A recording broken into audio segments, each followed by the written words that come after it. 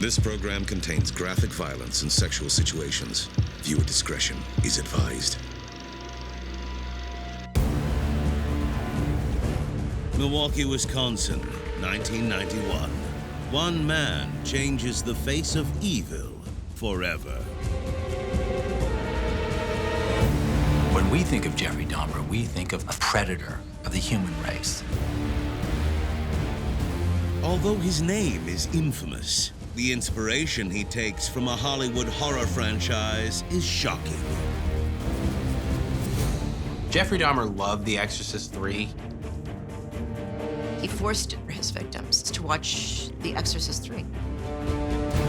In The Exorcist sequel, detectives think they have a copycat killer on their hands. It appears as though the Gemini Killer is back after a long hiatus and wreaking havoc on the town. But they soon find out that the Gemini Killer is actually the devil. Now that the devil is involved, anything can happen. It's a theme Jeffrey Dahmer often talked about with his defense psychiatrist, Dr. Fred Berlin. Mr. Dahmer began to wonder why he was doing the horrible things he was doing and wondering if maybe the devil was behind it. When a killer is copying the devil himself, even Dahmer's own stepmother and father are at a loss for words. He was a child. As you know, emotionally, Jeff never grew up.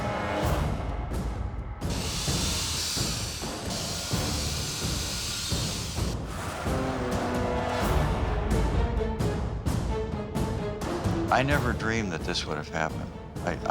I'm probably too naive, but I did not dream this would happen.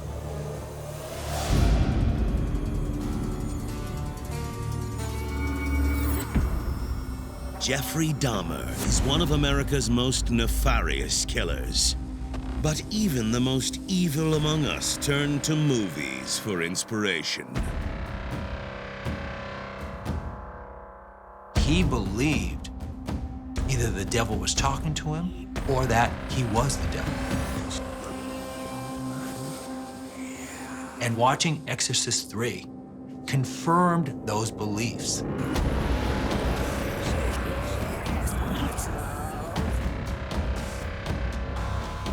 The plot is that a series of murders are committed that seem to be tied to a fictitious killer called the Gemini Killer. In the movie, the killer's crimes are graphic and hateful. The Gemini Killer is actually the devil in disguise.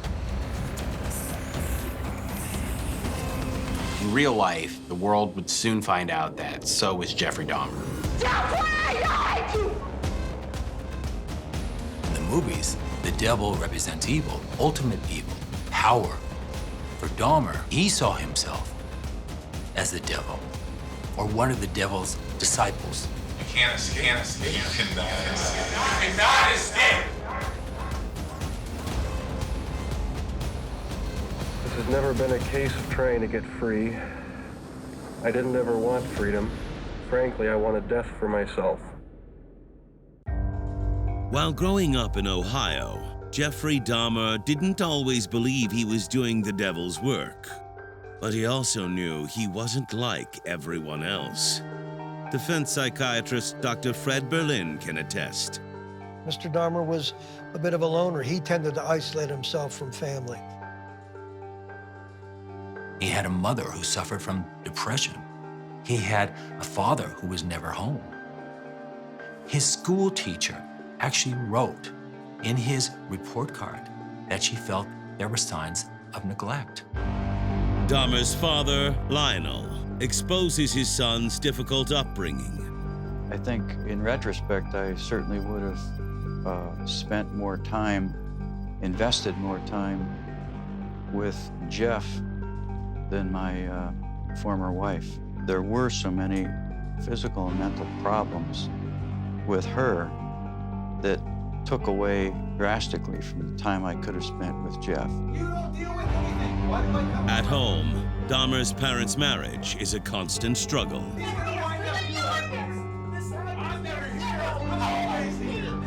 Jeffrey saw a lot of arguing between his mother and father in the home when he was growing up. Jeffrey Dahmer blamed his parents' conflicted marriage on himself. And that's what many children do, especially neglected children. I think he was very lonely. He felt lonely, and Jeff just perpetuated this within himself, apparently, for whatever reason. And yes, he was lonely and tormented.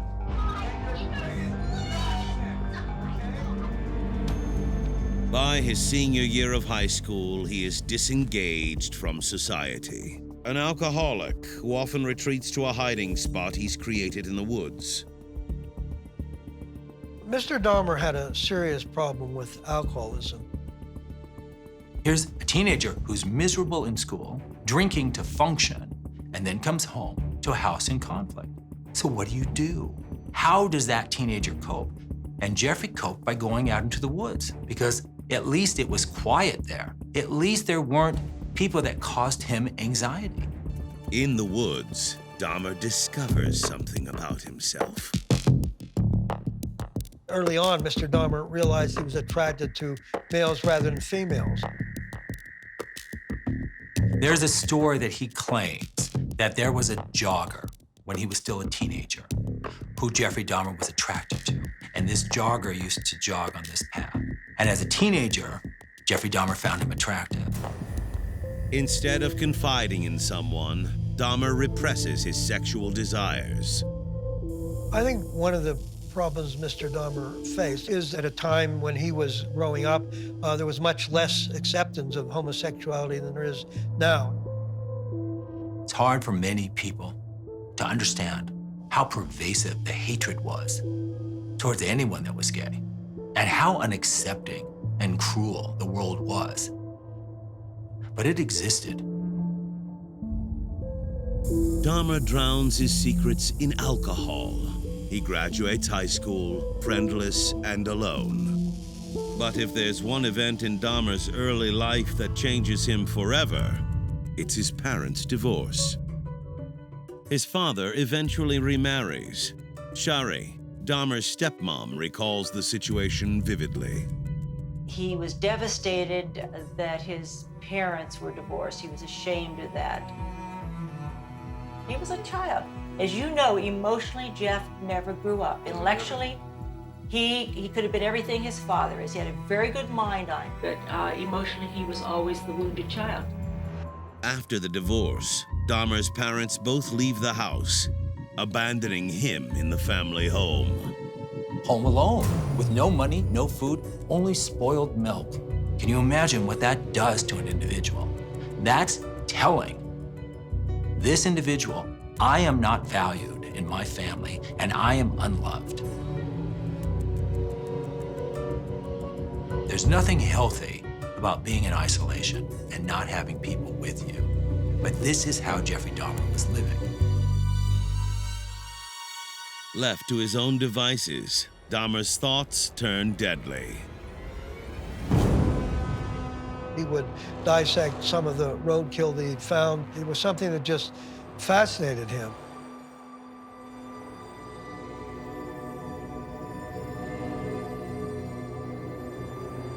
He would sometimes cut them open. He put them on posts in the woods behind his home. Then, Dahmer's sexual identity crisis takes an abhorrent turn. He was becoming aware of the fact that he wasn't attracted to others in the traditional sense. He was aware of the fact that he had these horrible fantasies and urges about being sexual with corpses, with dead bodies.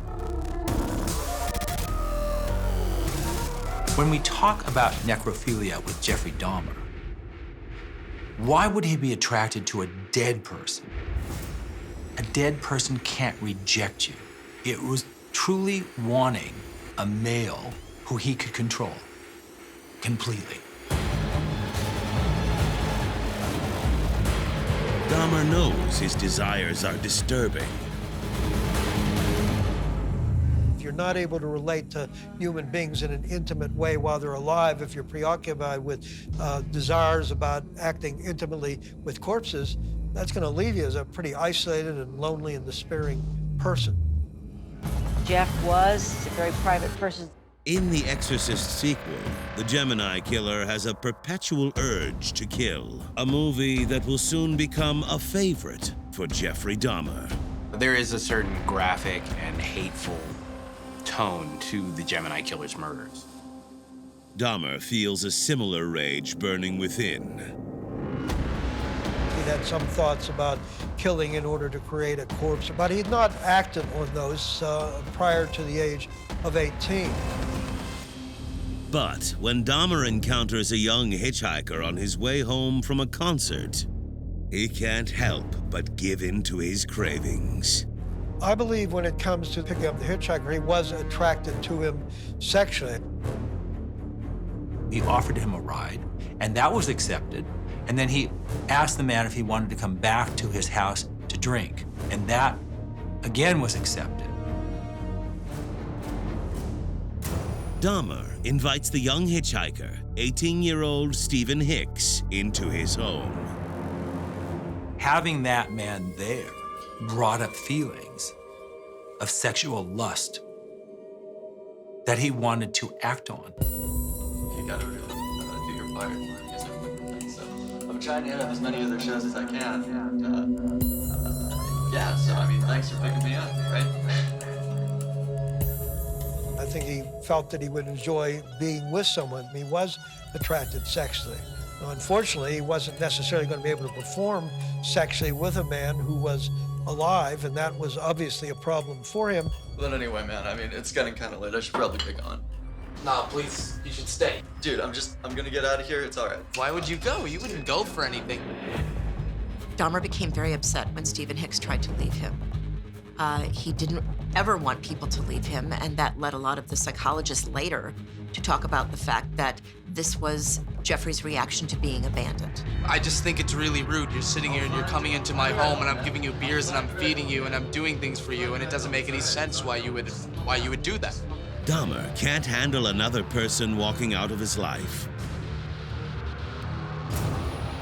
So he decides to keep Stephen Hicks with him permanently.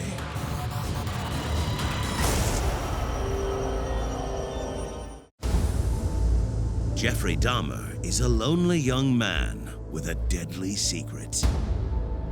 Early on, Mr. Dahmer realized he was attracted to males rather than females. But way beyond that was the fact that he was also turned on sexually by fantasies and desires to be intimate with corpses. Jeffrey wanted to have sex where he had total control and power over this individual. Dahmer will soon find himself obsessed with the Exorcist film franchise. The victims from the Gemini Killer are paralyzed so that they're unable to move or make any noise. It's like being locked in a prison within your own body and being susceptible to all the pain inflicted without ever being able to act or react. Is a very frightening image. For Dahmer, the urge to completely control a victim's body is something he's only dreamed about. Until now. Jeffrey Dahmer was driving and saw Stephen Hicks hitchhiking. He picked him up in the car and invited him back to his house.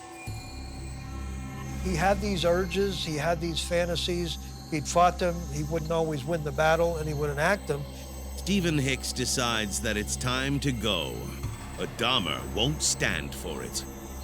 It's not clear that he had planned ahead of time to kill this individual, but when this man wanted to leave, on an impulse, he picked up a barbell.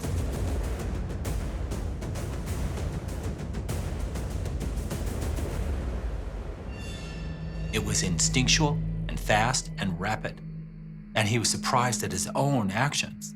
But he didn't want him to go, and so he had to die.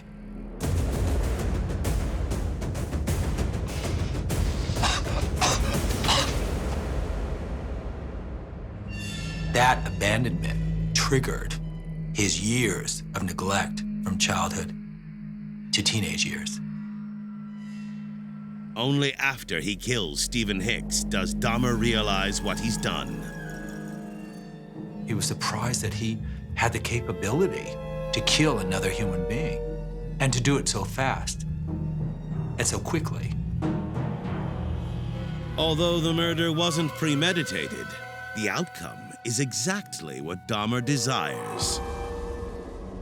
Once that a man was dead, that even further heightened his sexual arousal. When Mr. Dahmer talked about the first killing, he did acknowledge he'd had sex with the body afterwards. I think he did it because this was the nature of the urges and desires he had, and he succumbed to those urges. But at the same time, he didn't feel good about the fact that this is something that he had done.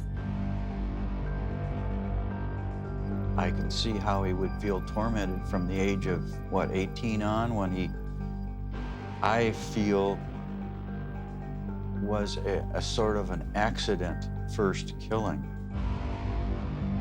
I could see where he was tormented and probably wished he could go back in time.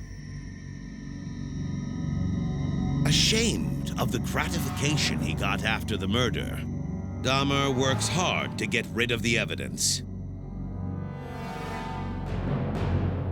He dismembers Stephen Hicks' body with a large hunting knife, puts the parts in trash bags, and buries them behind his childhood home.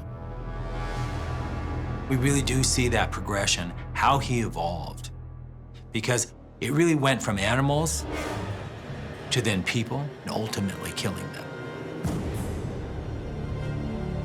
For the next 8 years, Dahmer tries to forget about the murder and put his life back on track. But everything he does ends in failure. He flunks out of Ohio State after 3 months and joins the Army. Starting from when he was in high school, it seems like Jeffrey Dahmer had a hard time staying sober. He drank in college. He drank throughout his tenure in the Army. That led to him getting discharged. Dahmer eventually moves into his grandmother's house, but it's his next misstep that finally gets someone's attention. Jeffrey Dahmer gets arrested when he's at the state fair. He gets arrested for disorderly conduct and indecent exposure. His father decided that that was enough and sent him to live with his grandmother in West Allis, Wisconsin. He thought that she might have a positive impact on him. During the week, Dahmer works at a local chocolate factory. And on the weekends, he begins experimenting with sleeping pills. He also began slipping sleeping medicine into the drinks of people he met, pretending they were dead. The sleeping pills give him the control and power over his sexual partners. These sexual interactions are very telling because you're looking at the worst kind of male lust, where the person has no empathy, no remorse, and has viewed the human as just an object that they can control. And it's really what we would consider sociopathic behavior. In the Exorcist sequel, the killer uses succinylcholine to paralyze his victim before committing murder. Unbeknownst to Dahmer, he is recreating his future favorite movie. I think there's certainly something unsettling about the way that the Gemini killer dealt with his victims. It's very ritualistic. In The Exorcist 3, the devil demonstrates absolute power. He can control people and make them do whatever he wants to, and Jeffrey Dahmer believed that he might be able to have that power as well. Dahmer is just as controlling when he meets 25-year-old Stephen Toomey. Dahmer meets Stephen Toomey and strikes up a conversation and invites him to go with him to a hotel. Cheers.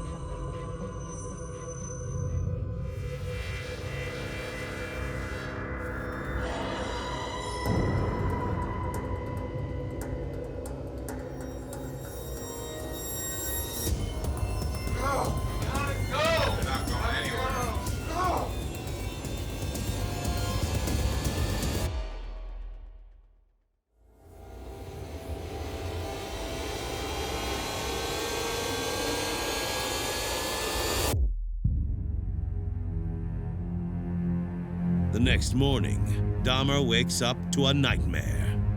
Dahmer claims that he woke up and saw that there was blood in the bed and that Stephen Toomey was dead.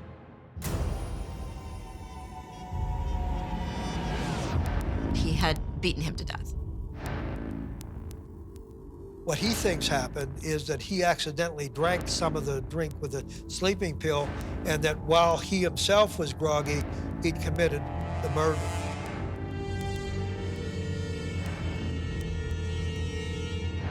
It's been 8 years since Dahmer's last kill, but this time, things feel different. And at that point, he had what he described, and I would describe almost as a reverse religious conversion. He began to think, well, maybe I'm doing this because it's my destiny. As Dahmer cleans up his latest murder, he decides he's done pretending to be someone he's not. Mr. Dahmer basically gave up on the idea that he could prevent himself from killing once he found himself there with that dead body. He knew what he was doing was wrong, but his lust-filled fantasies, in some ways, were controlling his actions, and he was allowing them to. He decided there was no point fighting it. He gave in to it. Dahmer transports Stephen Toomey's body in a suitcase to his grandmother's house. He stores his body in the fruit cellar for 9 days. During that time, he sexually assaults Stephen's corpse before he dismembers it and throws it out with the trash. Jeffrey Dahmer was always aware of what he was doing was wrong. He just didn't care. After his first kill, Dahmer tried to suppress his murderous thoughts. But after his second, he goes on a killing spree. Jeffrey Dahmer's killings then accelerate. He kills 3 more victims just in that first year that he's with his grandmother. He's able to bring these men home. He's able to take them to the basement, and he's able to have sex with them and then kill them. Legendary FBI profiler Robert Ressler, whose likeness is portrayed on the Netflix show Mindhunter, described what it was like to hear about Dahmer's crimes from the murderer himself. Well, Jeff told me essentially the issue of control, that he had very little control in that which he did. And he said that would follow up with going off to bars, meeting people, inviting them back to his apartment. As they stepped through the door, he said his whole mental orientation began to change. He said at that point, he said, it was like a lead blanket would settle over me and I'd get this very horrible feeling of loss. After each kill, Dahmer dismembers the bodies and throws them away, but not before he commits necrophilia. There was a force inside of him that was pushing him, I think a sexual drive that was misdirected. He just felt it was his destiny to do this. The fight to resist acting was gone from him. In the third installment of The Exorcist, the Gemini killer reveals he's the devil in disguise, a villain who collects trophies to remember his victims. A belief Dahmer also shares and will soon connect to the film. When we hear that he is a saver, what he means is that he keeps a piece of his victim. Like the movie, Dahmer has also found a way to keep his victims with him forever. At some point in his series of killings, Mr. Dahmer began to keep various body parts. After his 5th victim, Anthony Sears, Dahmer dismembers his body and keeps Anthony's head. He boils the head to remove the skin and the debris. He then skins it and bleaches it. Then, Dahmer paints the skull gray. He paints them gray so that they look less real, so that if anyone were to come upon them, they would think that it was, of course it couldn't be real. Just shows how measured and how clever he was in planning these crimes.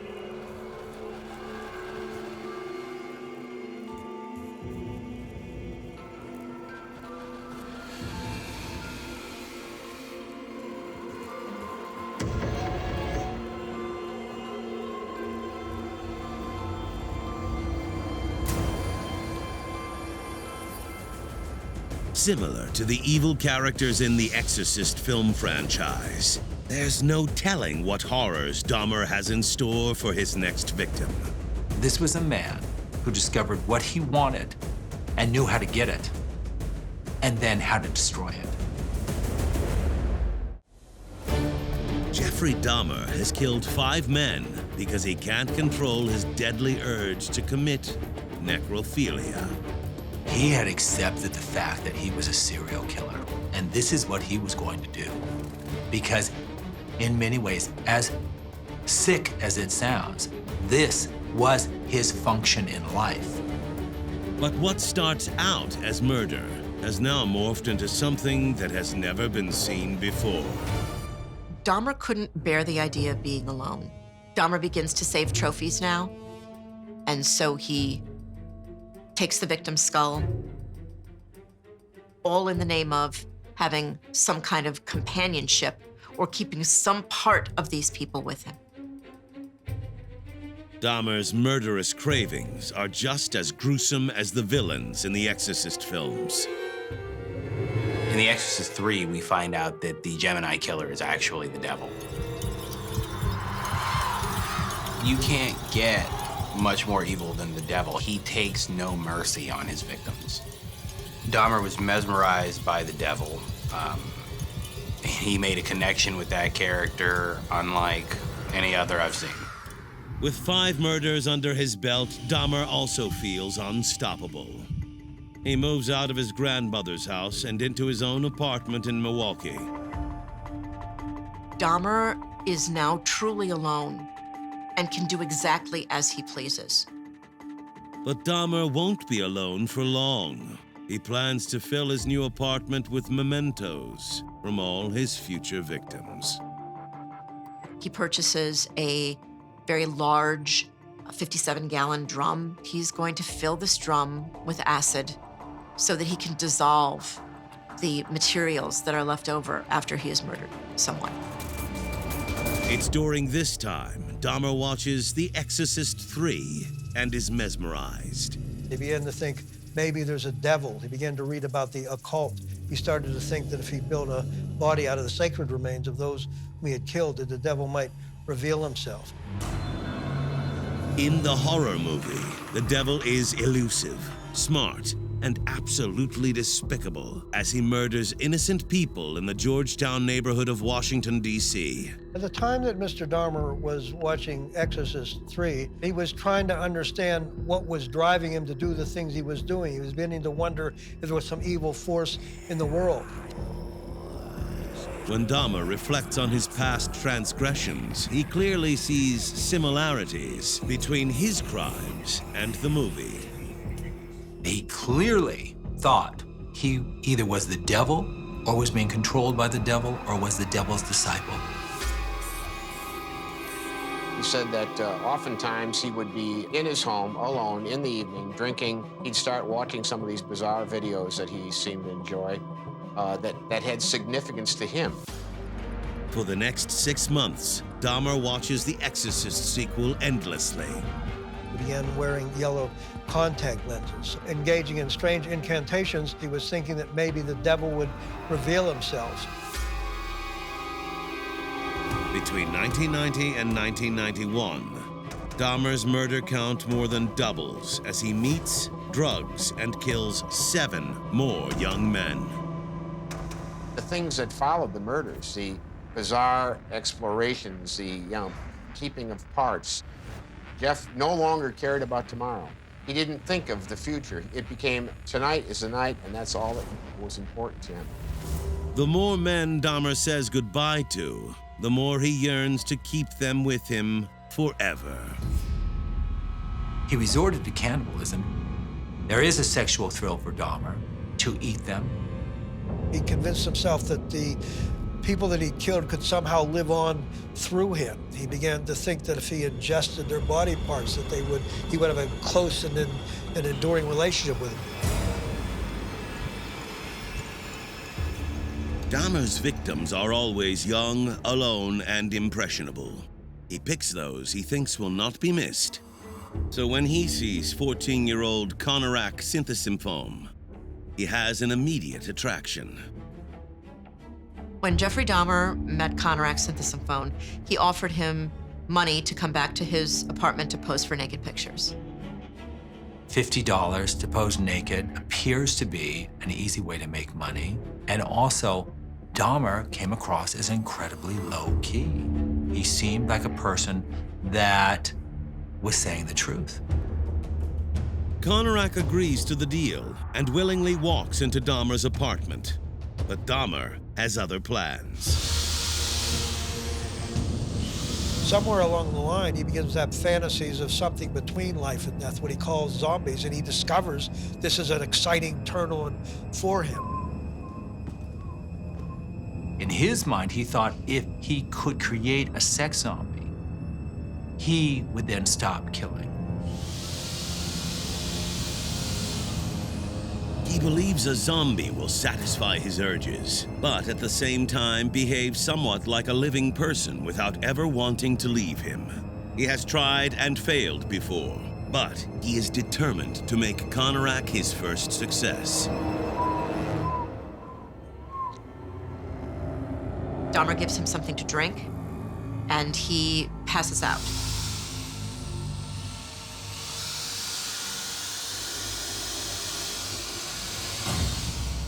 He drills a hole in the top of the head of Konerak's synthesome, thinking that he can create this zombie.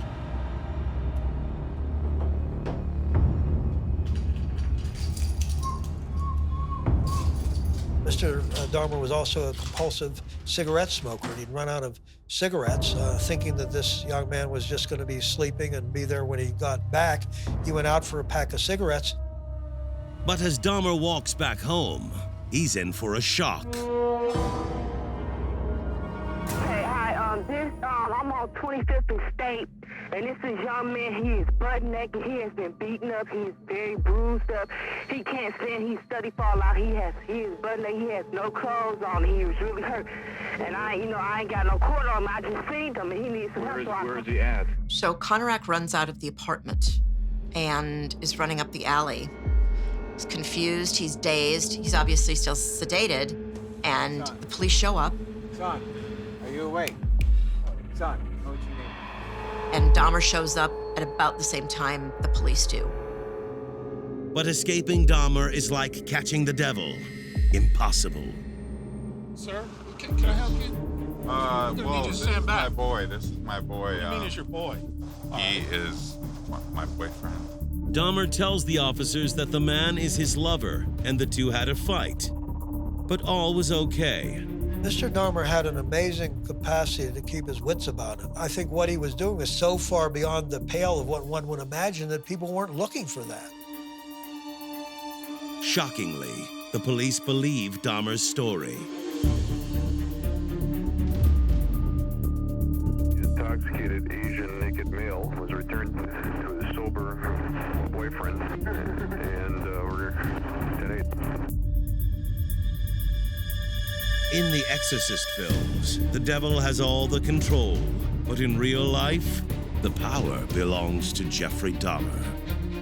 The only thing one can think of is almost like a cat with a mouse. There's no telling what he's about to do next.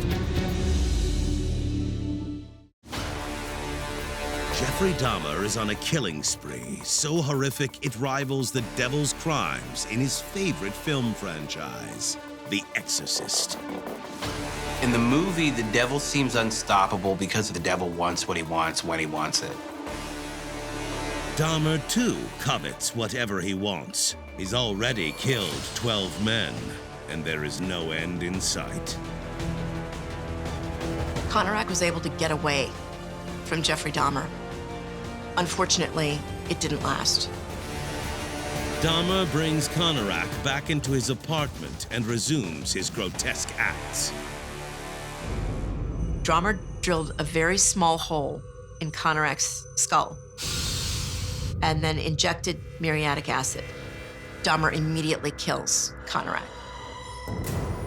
During the next several months, Dahmer murders 4 more young men in his apartment, bringing his total body count to 17. Before he kills each one, he makes them watch The Exorcist 3. Dahmer felt like the movie got him in the mood. He enjoyed watching the ways that the devil killed throughout it. After he kills them, Dahmer puts their heads in his freezer.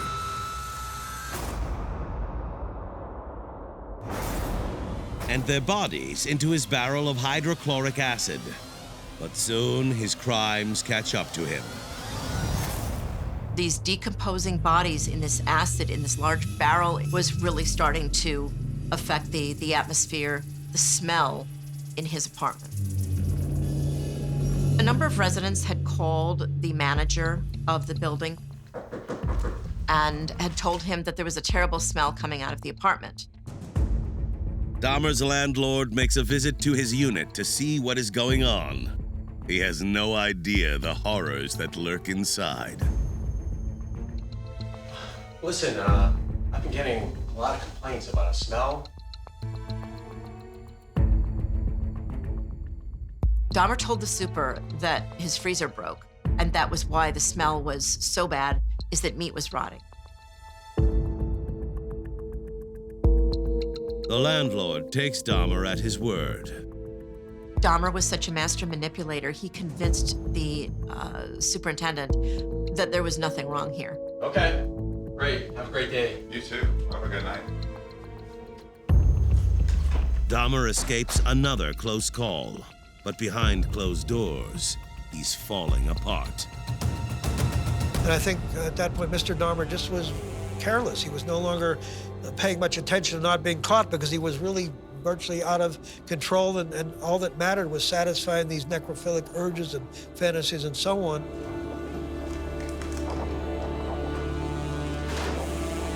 You think that's because he was breaking down or he wanted to get caught? I think in a sense, Jeffrey did want to get caught. Shortly thereafter, Dahmer brings home his next target, 32-year-old Tracy Edwards. Tracy Edwards went to Dahmer's apartment with him willingly, and the minute they get into Dahmer's apartment, Dahmer throws a handcuff on one of Tracy Edwards' wrists, and he continues to hold on to it so that he could keep control of him. He forced Tracy Edwards to watch The Exorcist 3.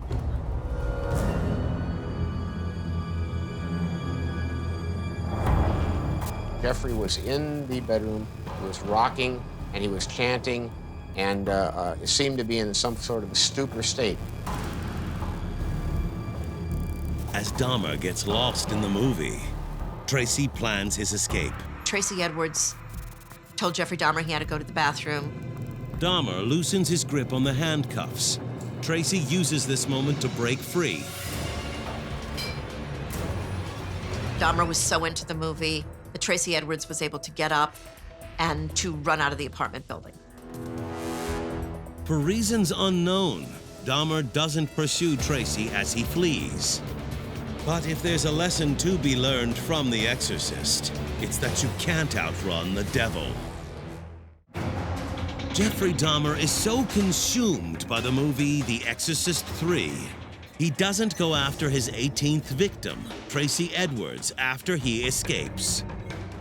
He began to be more and more out of control towards the end of the killing spree. He was watching with the people he was with movies such as The Exorcist. He was engaging in incantations. Dahmer seems possessed.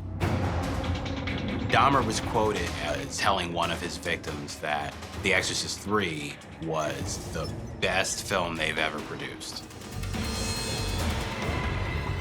In the film, a local detective is the only person able to bring down the devil. The same scenario is playing out on the streets of Milwaukee. After Tracy Edwards escapes from Dahmer's apartment, he's running up the street and he encounters 2 Milwaukee police officers, and he stops them. The officers are listening to his story because he keeps going on and on about what just happened, that there was this strange dude and he was watching The Exorcist, and so the officers decided that this would be worth going and at least talking to Dahmer about. Dahmer has been in these situations before and has always escaped. Mr. Dahmer had an amazing capacity to, under pressure, still be able to respond in a fashion that enabled him to go undetected for a very long period of time. But this time, he doesn't even try to cover up his crimes. FBI profiler Robert Ressler spoke exclusively to Dahmer about the incident. When this young man came back with the police, Jeffrey hadn't budged. He was doing the same thing. They had gone into almost like a state of altered awareness. And I mean, during that time, he could have run, he could have cleaned out the apartment, he could have gotten rid of evidence. He made no attempt. Inside Dahmer's apartment, his evil is exposed. When the police enter his apartment, what they found was absolutely appalling, shocking, traumatic. I don't even know what words best describe it.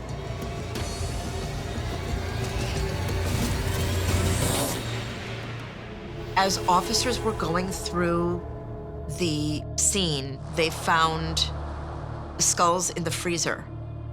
They found some of these human organs.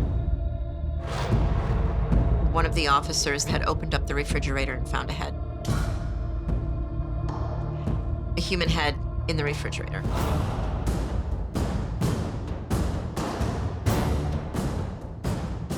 It was unfathomable what we were seeing in the city of Milwaukee. Soon, a crowd of Dahmer's neighbors gather outside his building. Word was starting to leak out among the people that were there, and these people looked like they just found out the devil was living in their apartment building.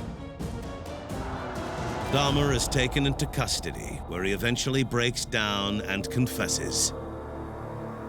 I believe that Mr. Dahmer confessed because he was relieved that it was over. He gave details far beyond anything that anyone else would ever have known. I think he wanted the truth to be out there. Dahmer goes to trial, where he is found guilty of murder and given a total of 16 consecutive life sentences. But he only serves 2 years. Dahmer went to prison, and while he was in prison, he was killed by another inmate. It was just one more tragic event in a series of terribly tragic events. Although Jeffrey Dahmer is dead, his infamy lives on. He described it as almost being like an automatic pilot. It was like an avalanche going down a hill that was out of control. Had Mr. Dahmer not been apprehended, I don't think there was anything else that was going to bring this to an end. But unlike the devil in The Exorcist 3, this Copycat Killers franchise is over. This has never been a case of trying to get free. I didn't ever want freedom. Frankly, I wanted death for myself.